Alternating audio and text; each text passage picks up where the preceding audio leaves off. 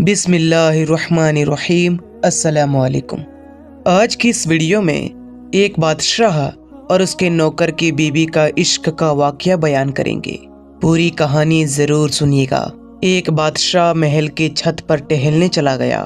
ٹہلتے ٹہلتے اس کی نظر محل کے نزدیک گھر کی چھت پر پڑی۔ اس میں ایک بہت ہی خوبصورت عورت کپڑے سکھا رہی تھی۔ بادشاہ نے اپنی ایک باندی کو بلا کر پوچھا، کس کی بیوی ہے یہ؟ باندی نے کہا، بادشاہ سلامت، یہ آپ کے غلام فیروز کی بیوی ہے۔ بادشاہ پر اس عورت کی حسن و جمال کا نشہ چھا چکا تھا۔ اس نے فیروز کو بلایا۔ فیروز حاضر ہوا تو بادشاہ نے کہا، فیروز، ہمارا ایک کام ہے۔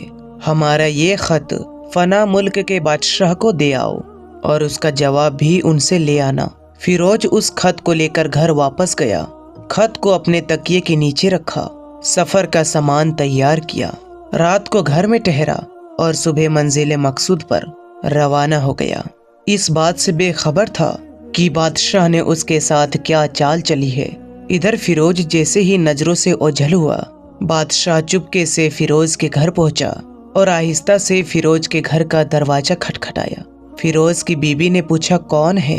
بادشاہ نے کہا، میں بادشاہ تمہارے شوہر کا مالک ہوں۔ عورت نے دروازہ کھولا۔ بادشاہ اندر آ کر بیٹھ گیا۔ فیروز کی بیوی نے حیران ہو کر کہا، آج بادشاہ سلامت یہاں ہمارے غریب خانے میں؟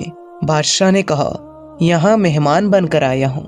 فیروز کی بیوی نے بادشاہ کا مطلب سمجھ کر کہا، میں اللہ کی پناہ چاہتی ہوں آپ کے اس طرح آنے سے، جس میں مجھے کوئی بھلائی نظر نہیں آ رہی۔ بادشاہ نے غصے میں آ کر کہا، اے لڑکی، کیا کہہ رہی ہو تم؟ شاید تم مجھے نہیں پہچانتی۔ میں بادشاہ ہوں، تمہارے شوہر کا مالک ہوں۔ فیروز کی بیوی نے کہا، بادشاہ سلامت، میں جانتی ہوں کہ آپ ہی بادشاہ ہیں، لیکن بڑے بزرگ کہہ گئے ہیں کہ شیر کو اگرچہ کتنی بھی بھوک لگی ہو لیکن وہ مردار کھانا شروع نہیں کر دیتا۔ اور کہا، بادشاہ سلامت، تم اس کٹورے میں پانی پینے آ گئے ہو جس میں تمہارے کتے نے پانی پیا ہے۔ بادشاہ اس عورت کی باتوں سے بڑا شرمندہ ہوا اور اس کو چھوڑ کر واپس چلا گیا، لیکن اپنے چپل وہیں پر بھول گیا۔ یہ سب تو بادشاہ کی طرف سے ہوا۔ اب فیروز کو آدھی راستے میں یاد آیا کہ جو خط بادشاہ نے اسے دیا تھا وہ تو گھر پر ہی چھوڑ آیا ہے۔ اس نے گھوڑے کو تیزی سے واپس موڑا اور اپنے گھر کی طرف لپکا۔ فیروز جب اپنے گھر پہنچا تو تکیے کے نیچے سے خط نکالتے وقت اس کی نظر پلنگ کے نیچے پڑے بادشاہ کی چپل پر پڑی جو وہ جلدی میں بھول گیا تھا۔ فیروز کا سر چکرا کر رہ گیا اور سمجھ گیا کہ بادشاہ نے اس کو سفر پر صرف اس لیے بھیجا تھا تاکہ وہ اپنا مطلب پورا کر سکے۔ فیروز کسی کو بتائے بغیر چپ چاپ گھر سے نکلا۔ خط لے کر وہ چل پڑا اور کام ختم کرنے کے بعد بادشاہ کے پاس واپس آیا تو بادشاہ نے انعام کے طور پر اسے 100 دینار دیے۔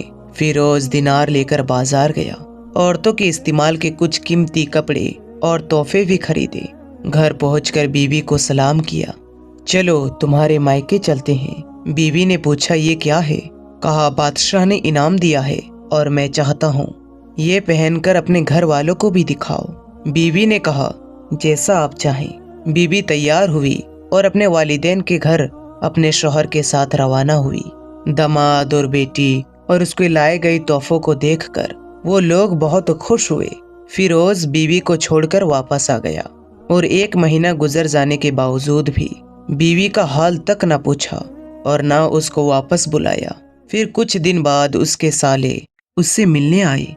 فیروز، آپ ہماری بہن سے غصے اور ناراضگی کی وجہ بتائیں یا پھر ہم آپ کو قاضی کے سامنے پیش کریں گے۔ اس نے کہا، اگر تم چاہو تو کر لو، لیکن میرے ذمے اس کا ایسا بھی کوئی حق باقی نہیں ہے جو میں نے ادا نہ کیا ہو۔ وہ لوگ اپنا کیس قاضی کے پاس لے گئے۔ قاضی فیروز کو بلایا۔ قاضی اس وقت بادشاہ کے پاس بیٹھا ہوا تھا۔ لڑکی کے بھائیوں نے کہا، اللہ بادشاہ سلامت اور قاضی کو قائم و دائم رکھے۔ قاضی صاحب، ہم نے ایک ہرا بھرا باغ، درخت پھلوں سے بھرے ہوئے اور ساتھ میں میٹھے پانی کا کنواں اس شخص کے حوالے میں دیا تھا۔ اس شخص نے ہمارا باغ اجاڑ دیا، سارے پھل کھا لیے، درخت کاٹ لیے اور کنویں کو خراب کر کے بند کر دیا۔ काजी फिरोज की तरफ मुतवज्जा होकर पूछा, हाँ तो लड़के, तुम क्या कहते हो इसके बारे में? काजी साहब, जो बाग मुझे दिया गया था तुम्हें उससे बेहतर हालत में उसे वापस कर दिया है। काजी ने पूछा, क्या ये बाग तुम्हारे हवाले वैसे ही किया था जैसा तुमने अभी दिया है?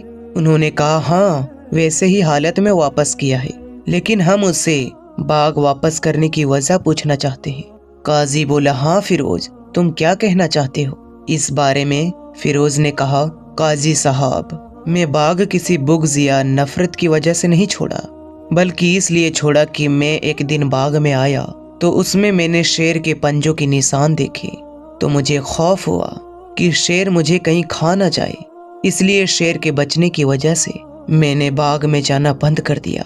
बादशाह जो टेक लगाए सब कुछ सुन रहा था, उठकर बैठ गया और कहा, फिरोज, अपनी बाग की तरफ अमन और सलामती से जाओ और ना डरो।